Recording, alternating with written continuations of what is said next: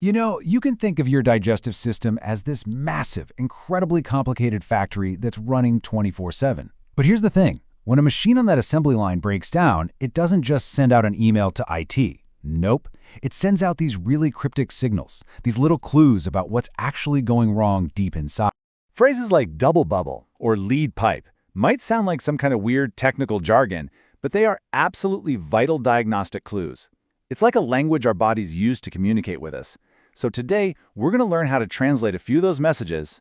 So, our journey is going to start right at the beginning of life.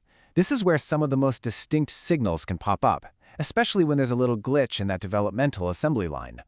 Okay, let's kick things off with our first puzzle. Picture this, a newborn baby, just 4 weeks old, and he's got some very specific symptoms.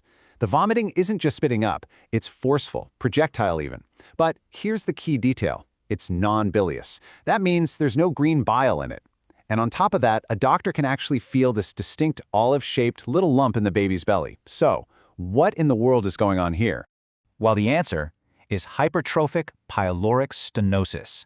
It sounds complicated, but here's what's happening. The muscle that acts like a gateway out of the stomach has gotten way too thick, and it's creating a blockage. That explains why the vomit is non-bilious. The milk is literally stopped before it can even get to the part of the intestine where bile is mixed in.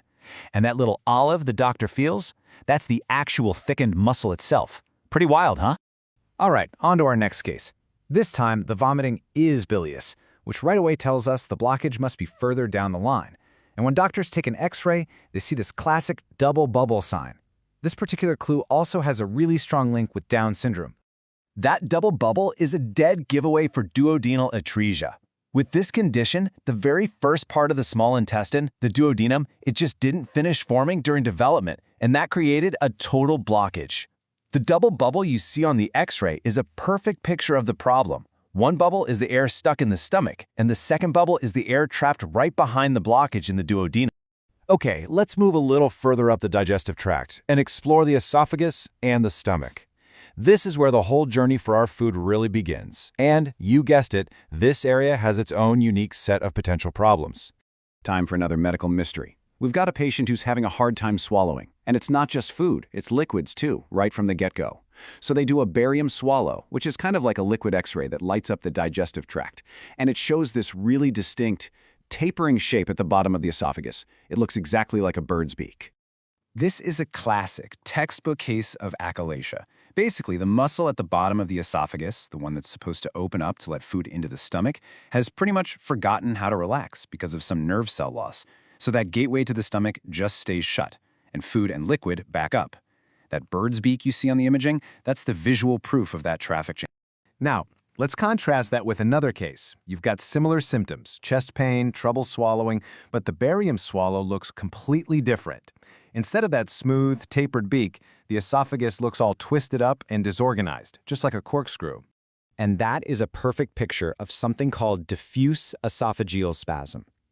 So unlike achalasia, where the muscle fails to relax, here, the muscles are firing off these really powerful contractions, but there's no coordination. It's just chaos. That corkscrew image is literally a snapshot of that muscular mayhem in action. Okay, this is a really cool and super useful diagnostic clue when you're thinking about ulcers. With a gastric ulcer, which is in the stomach itself, eating makes the pain worse. Why? Well, your stomach releases more acid to break down the food, and that acid just irritates the ulcer. But with a duodenal ulcer, which is just past the stomach, food comes in and can actually help buffer or neutralize the acid, giving you some temporary relief. It's all about location, location, location. All right, we are now heading into the final and by far the longest stretch of our journey, the lower intestinal tract. This is really complex territory, and it's prone to all sorts of inflammation, and it's home to some really uniquely vulnerable spots. So this table does a great job of breaking down the two major types of inflammatory bowel disease. With Crohn's, the inflammation is patchy. You get these skip lesions anywhere from the mouth to the other end, and it's transmural, meaning it goes through the full thickness of the bowel wall. Ulcerative colitis, on the other hand, is a continuous sheet of inflammation that always starts in the rectum and only affects the inner lining. This difference is exactly why UC can create that lead pipe look on an X-ray. The inflammation is so severe, it causes the colon to lose its normal, flexible folds.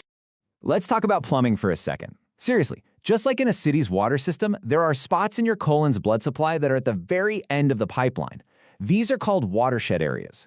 They're where two big arterial supplies meet, and because they're the furthest from the pump, they're the most vulnerable when blood pressure suddenly drops. So what happens when that blood pressure drops, say during a state of shock or after major surgery? Well, those specific watershed zones, the splenic flexure and the rectosigmoid junction, they're the first to suffer from a lack of blood flow. This leads to a condition called ischemic colitis, and it's a direct result of that anatomical weak spot in the plumbing. You know, the development of many colon cancers follows this really predictable step-by-step pathway. It's almost like a recipe for disaster. It often starts with a mutation in the APC gene. That's the initial spark. Then a KRAS mutation comes along and hits the accelerator, which leads to a benign polyp. And the final, critical blow is the loss of the TP53 gene, which is like taking your foot off the brakes and allowing those cells to become truly cancerous. And when that multi-step genetic process allows the tumor to just grow completely unchecked, it can create this classic visual sign. An apple core lesion is what doctors see on an X-ray when a tumor has grown all the way around the colon, squeezing it so tightly that it looks just like, well, a half-eaten apple core. So, as we've seen on our little journey today, from the very first moments of life to the really complex pathways of disease, our gut is constantly sending out signals. All these symptoms and weird imaging findings, they're its language. This whole trip just goes to show you how incredibly visual our body's language can be. A bird's beak, a double bubble, a lead pipe, an apple core. I mean, these aren't just clever nicknames doctors came up with. They are direct, visual translations of what is physically happening inside. And they give doctors these incredibly powerful clues to figure out a diagnosis.